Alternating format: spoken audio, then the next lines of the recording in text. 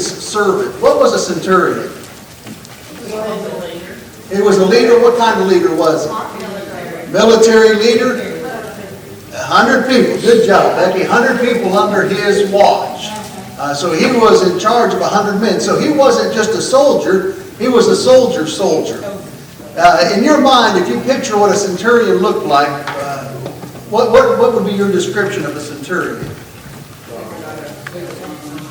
A what would you say? A farmer? A suit of armor. Okay, a farmer. Yeah. That's me. Armor, what'd you say? Proud and stoic. Yeah. Strong. About 6'2" or 3" or something like that. With that armor on. He was macho. He was. That's right. He'd tell people to go and they'd go. I picture, those bracelet things they wear around their biceps sometimes, makes them look even bigger. Just a tough guy. Would he be one, now be honest, if you were going to strive to teach the gospel to somebody or talk to somebody about the Lord, would he be one that you would feel comfortable saddling up to and say, hey? No. Probably scared. Yeah. Part of the Roman government. Yeah. That's right. But look at this man's attitude, and we know his servant was healed. Look at verses 6 and 7. Start with verse 4. When they came to Jesus, they begged him earnestly, saying that the one for whom he should do this was deserving. He loves our nation and has built us a synagogue.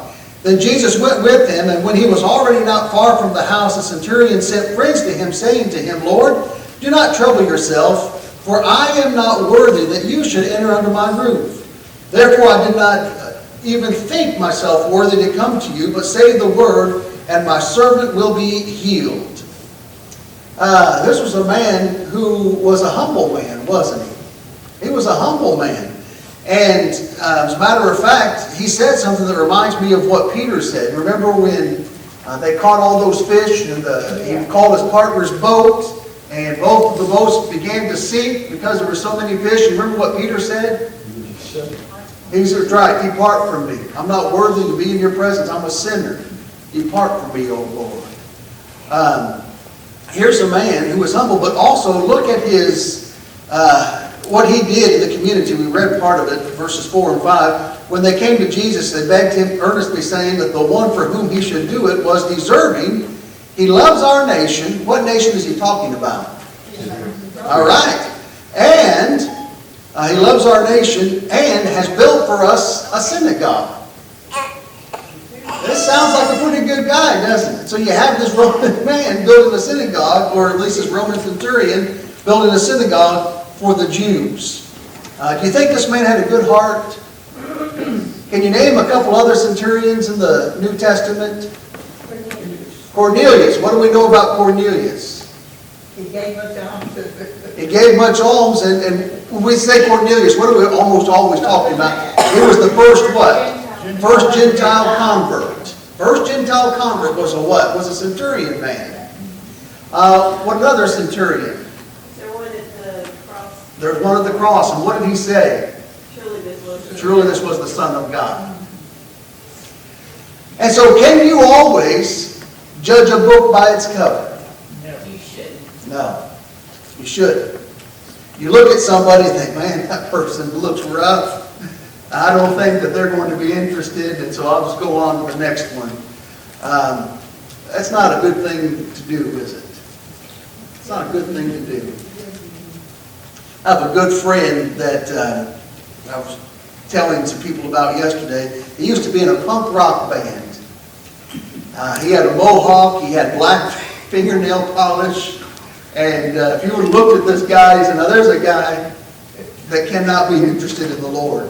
But he was searching that whole time. He's the one that wrote that book, Transformed. Lance Mosier is his name. And a member of the church, and there was Derek, took some time with him and taught him the gospel. And now Lance is a missionary in New Zealand. He's written material, How to Win Souls, and it's outstanding materials. He's just one of the best men I know. And thank God that somebody didn't look at him and say, There's a guy that I know will not be interested in the gospel. Also, look at the next part of the passage. Jesus raises the son of the widow of Nain. We look at this, and Jesus, you see his compassion, especially in the book of Luke. He was a man. We're not talking about a little 2-year-old little boy. We're talking about a man who was the only son, verse 12, of his mother, and she was a widow. Do you think that this one had special attention in the mind of Jesus? So you've got this woman who's already lost her husband, and now her son is dead. They're carrying him in a coffin out, and Jesus heals them, tells him to get up. I love the compassion of Jesus in that passage. Verse 28, and we spent a lot of time on this yesterday. We won't spend much time on it tonight, but starting in verse 28, John the Baptist is talked about his role. He was the prophet that was raised up to go before Jesus and prepare the way for Jesus. And his disciples came and asked him, are you the one that we've been looking for? And then Jesus in verse 22 tells him, you just go tell him this, that the blind see, the lame walk, the lepers are cleansed, the deaf hear, the dead are raised, the poor have the gospel preached to them. And blessed is he who is not offended because of me. So rather than just saying, Jesus, I'm the one, what does he do? Well, you just go back and you tell John some of these things. Well, what's happening? Well, the blind are seeing, the lame are walking, the lepers are cleansed, the deaf hear, the dead are raised. And I didn't bring this up yesterday in our men's class, but this is a powerful point. Clumped in there.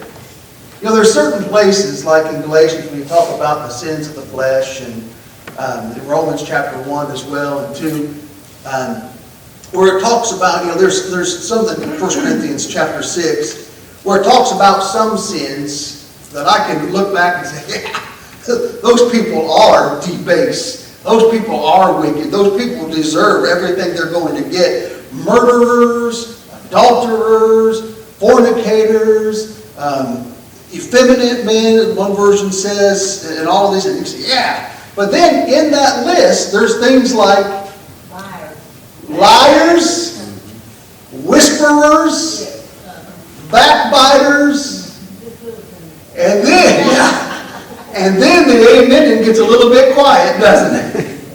That's the kind of group that stepping on my toes now. That's right, exactly. That's right. You've gone to meddling, as some say. And you can just see the people as Jesus and Paul and others are teaching this. Amen. Yeah, fornicators, they deserve everything they get. Amen. Those adulterers, they deserve it. Those haters of God, yeah, they deserve it. And then you have gossipers. Oh, wait. Now you've gone to middle. You're putting that in that group? Now watch this. Verse 22. This would, all of these things hit us. The lame walk, the blind see, the lepers are cleansed, the deaf hear, the dead are raised, and then this last phrase, the poor have the gospel preached to them. Does that not just seem like an odd thing to throw in those list of miracles? Not really, because we take education and things like that for granted, but at that time, that was a privilege that only rich people had. You didn't get to learn stuff from people going forward. That, and you know what?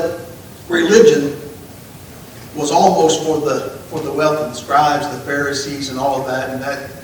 But the poor have the gospel preached to them. I love that about our Lord, don't you?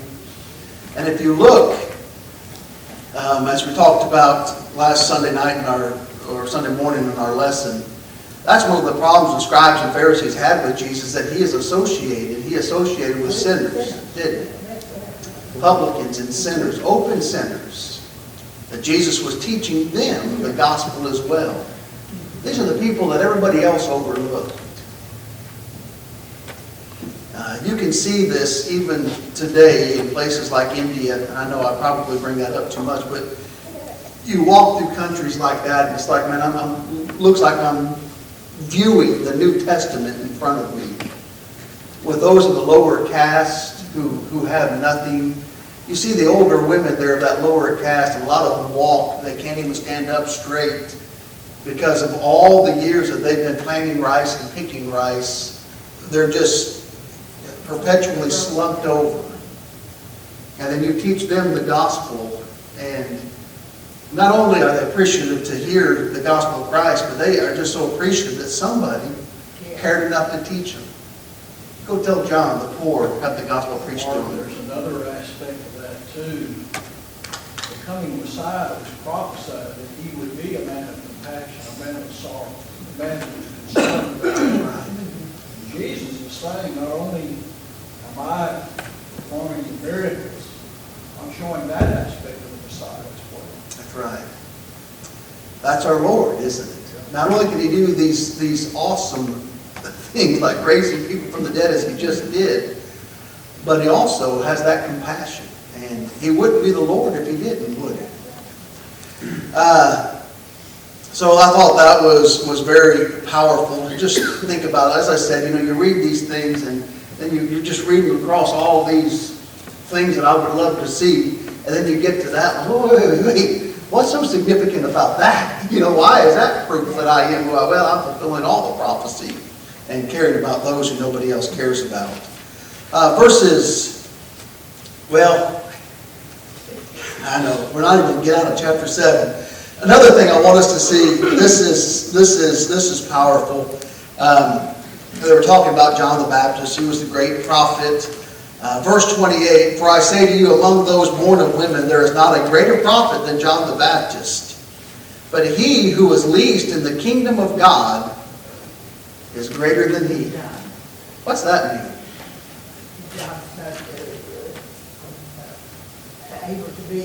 He wasn't able to be in the kingdom, was he? He died before the kingdom was established, the church was established. And so, greater message, that's right. You ever think that you have something that even John the Baptist didn't have the privilege of having? All right, Luke chapter 8, verses 36 through 50 of that, a sinful woman is forgiven. Now, that's a beautiful thing. I know that you've read that many times, especially this past week you've been reading that. Incidentally, Luke is the only one that records this. Luke chapter 8, you notice the first few verses especially, I think one of the things that stuck out with me on that, if you want to know the women, exactly, Ms. June, that's exactly what stuck out with me. How did Jesus do what he did? I'm not talking about power and miracles and things like that. How did he afford to go from city to city and place to place? Who did? The women did. Whose money was that in that bag that Judas carried about? It's those women. That's right. Those women gave what they had. Of their substance. They were his supporters. Physically, weren't they? And that's a powerful thing. If you want to see what God thinks about women in the kingdom, look at the book of Luke. Over and over and over again, women are held up to such high standards and such beauty. They're described, compassion. And so we just passed through this list of women, and it tells us something. These women made possible for Jesus to do what he did. They supported him in his work. Isn't that awesome? You've got these fishermen, you've got these other people, you've got a tax collector in there. But how did Jesus survive, as far as, of course, physically speaking? The women did. That's powerful as well. Look at Luke chapter 23, verse 55, before we go on past this.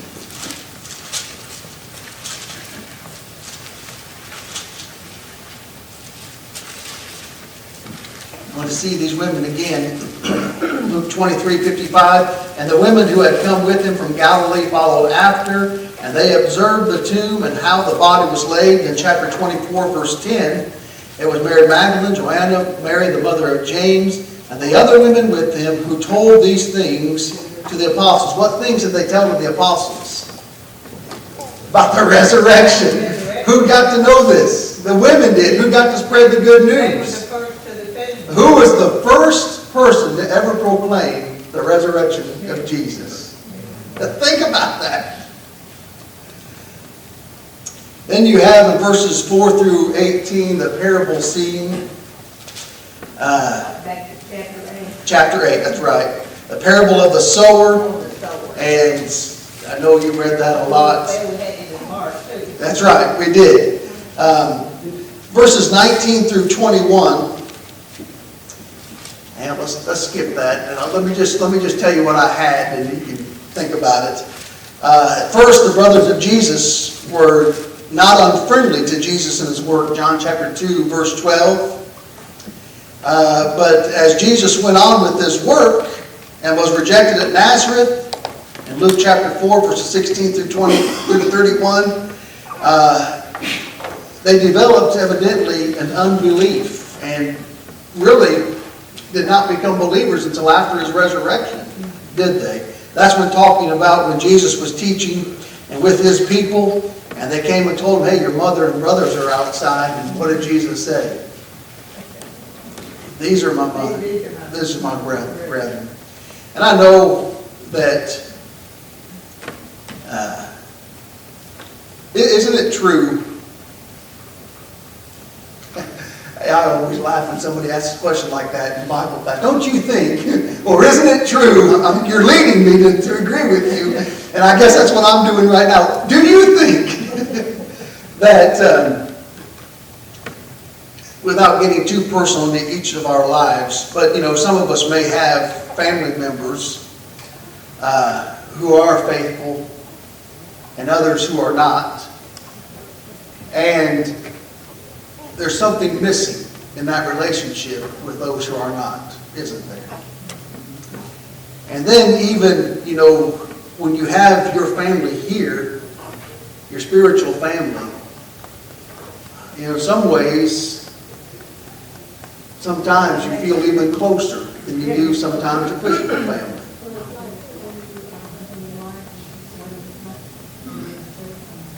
There's something missing there, isn't there? Then Luke chapter 8, and I can't believe I'm going to skip this, the stilling of the storm. Peace be still. That's one of Mindy's favorite songs talking about that. The winds and the waves obey his will. Peace be still. All right, but I want to get to Luke chapter 9. And I did share this with the men, but I thought about it today. I want to reshare it again because I liked it. We've got some preacher students here. You guys, have you taken restoration history yet? Okay. Oh man, if one of you guys next year, when you take restoration history, if you get to choose who you want to write about, I recommend this guy. Look at Luke chapter 9. I'll tell you about it here in just a minute. Luke chapter 9, verses 1 through 6. Did you teach that class, Tom? I didn't know he was here. Did they get to choose who they get to write about or speak about, or do you assign it to them? Oh, restoration history. Restoration. Oh, okay. You talk Luke. Okay, well, he's not here. So. Luke chapter 9, verses 1 through 6. He called the 12 disciples together, and he gave them power and authority over all demons and to cure diseases. He sent them to preach the kingdom of God and to heal the sick. And he said to them, take nothing for the journey, neither staffs, nor bag, nor bread, nor money, and do not have 2 tunics apiece. Whatever house you enter, stay there, and from there depart. And whoever will not receive you, when you go out of that city, shake off the very dust from off your feet as a testimony against them. Later on in Luke chapter 10, the 70 are sent out. And look at chapter 10, verse, let's see here. Start with verse 2. The harvest truly is great, the laborers are few, therefore pray the Lord of harvest to send out laborers into his harvest. Go your way, behold, I send you out as lambs among wolves. Carry neither money bag, knapsack, nor sandals, and greet no one along the road. But whatever house you enter, first say, peace to this house. And if a son of peace is there, your peace will rest on it. If not, it will return to you. and remain in the same house, eating and drinking such things they give, for the laborer is worthy of his wages. Do not go from house to house. So these guys going out, the 12 and then the 70, what were they supposed to rely on as they went out? Who was going to take care of them? The Lord would. I was expecting someone to say, well, the people whose house they went on, because that's what it talks about, but who was ultimately providing for them? The Lord was. The Lord was. And this is where Charles Holder, I remember reading something about this or learning something about this all the way back when I was in school, which was a long time ago, 20 years ago here. And it stuck out in my mind with me. His name was Charles Holder. Does anybody recognize that name? Charles Holder Sr. He lived from 1873 to 1961. And I'll probably butcher this, the Sequatchie Valley, is that a thing? In Tennessee. He was known as the pioneer preacher in the Sequatchie Valley. And there's a lot about him. This was actually a little booklet, it's in PDF now, and I printed it out. Listen to his early years of preaching. Brother Charles Holder did not preach to receive men's praises, nor to build a famous image. He was continuously unselfish in his life, and it's evidenced in his determination to evangelize as much of the world as he could in spite of hardships. After selling the family farm in Quebec, Tennessee, he moved to Valdosta, Georgia, and spent 2 months preaching there in the surrounding communities, as well as in 3 places in South Florida. When he was ready to leave, the church wanted him to stay with regular support. However, since the church was supporting 3 other preachers by that time, he told them, "You can get preachers to come here because you can pay them. I'm going to preach where they can't pay for it."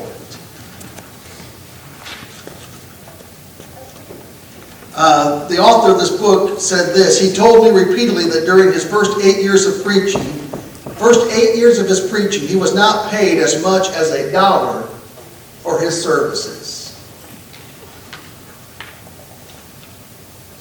Since during his entire ministry, he never owned his own method of conveyance. There's a big word for you. He traveled by train or bus much of the time. Often, members of the church where he was to preach came for him and returned him home after his preaching was finished. As a man of great faith, he believed in the providence of God and never seemed too concerned if he had money for train fare. His son Charles remembers numerous times when his father would set out for the depot with no fare. But before he reached the station, someone would provide him with sufficient funds. On one such occasion, a man handed him $20, which that is a good sum of money. He used part to purchase a one-way ticket and gave the rest to Charles, his son, to deliver to his mother.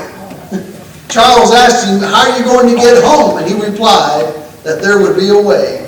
There was always a way. And I love this part about him. He had a reputation that was just impeccable. One of the most remarkable contacts was an unbeliever who owned a coal mine and sent him a check every month for a whole year. This is a non-Christian supporting him. When Brother Holder returned to the town where the man lived, he met him and asked him why he, an unbeliever, had sent him money. The man explained, "Because you saved me money. Ever since you came and preached here, the men have been so honest that they quit putting rocks in with the coal they dug. And that has saved me lots of money." And then this, in another place, after a meeting, he was expecting no payment until he was given a heavy shot sack at his departure. In our men's class, I learned what shot sack is. It held the musket balls during the Civil War. That was a shot sack at his departure. After boarding the train, his curiosity led him to open the sack and then to count the pennies he found there. The people had saved them from their scanty incomes, and he was surprised that the church had saved their pennies from their income, and he was surprised at the total of $42 in pennies. Do we believe that the Lord will provide a way for us when we do His will? And I tell you, I appreciate that man's attitude. As we talked about in our class yesterday, that sometimes I think we've got it backwards. And this is what I love about Brother Holder. He was an outstanding preacher from all accounts. But sometimes we feel like, we got to get our biggest, most well-known, most polished preachers into the big congregations that have strong elderships and all of that. Sometimes I wonder if those are the congregations that shouldn't be having some of the younger guys, the ones that need guidance from a strong eldership, and bringing them along, and then using the more experienced preachers to go to those places that just need preaching, good preaching so badly. I know what Charles Holder would have done, don't you? Appreciate that, man. So Charles Holder, if you guys remember that, come see me. I'll help you out. Any comments on that? I love that. And it just reminded me, this is not just the apostles were taken care of, the 70 were taken care of. As they went out on the limited commission, will we be taken care of when we go out into the Great Commission? Yeah. And He always does. He always does. In Luke chapter 9 also,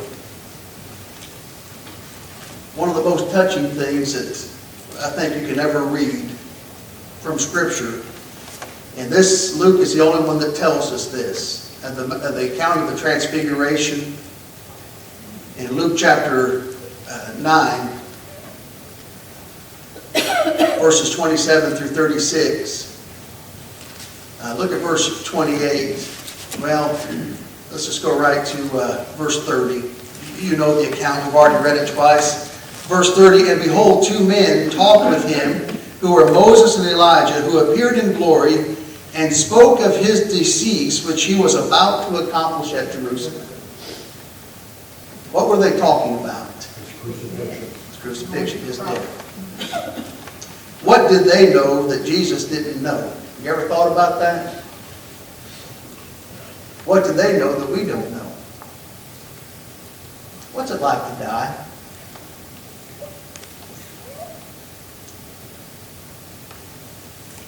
Mark, Yes. I think it's neat that Gary was helping finance Jesus' ministry. Yeah, he was. Someone brought that out in our class yesterday, and that was Herod was helping to finance his ministry because his one of the women that was there. Yeah. Look at this also, verses 51 and following as they go to the Samaritan village. Verse 51, it came to pass when the time had come for him to be received up, that he steadfastly set his face in Jerusalem, sent messengers before his face, and as they went, they entered the village of the Samaritans to prepare for him.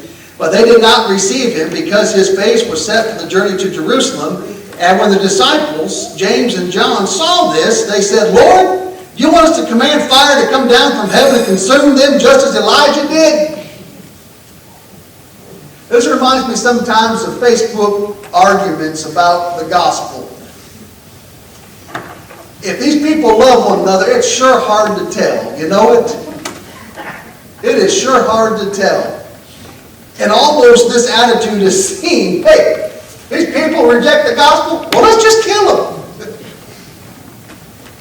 Let's just kill them. Let's call them every name of the book and then kill them. But listen to what he says. You do not know of what manner of spirit you are of, for the Son of Man did not come to destroy men's life, but to save them. James and John would learn their lesson, though, wouldn't they? And they became some of the best servants that you read about in the Bible. John, so humble that he won't even mention his name in the same breath with Jesus. We're out of time, but let's just read one more, verse 57. I hate to end on this one, but this is the passage. If you said, Mark, what is the passage that hurts you the most when you read it? Verses 57 and 58 might be that one. It happened as they journeyed on the road that someone said to him, Lord, I will follow you wherever you go. And Jesus said to him, foxes have holes, birds of the air have nests. What about the Son of Man? Nowhere to lay his head. How many nights was our Lord homeless? Hurts, doesn't it? Who did he do it for? Right. All right. Next week, I think that's their hand. 12 through 16 next week. Keep it up. Keep it up. Keep it up. You're doing awesome. Keep it up.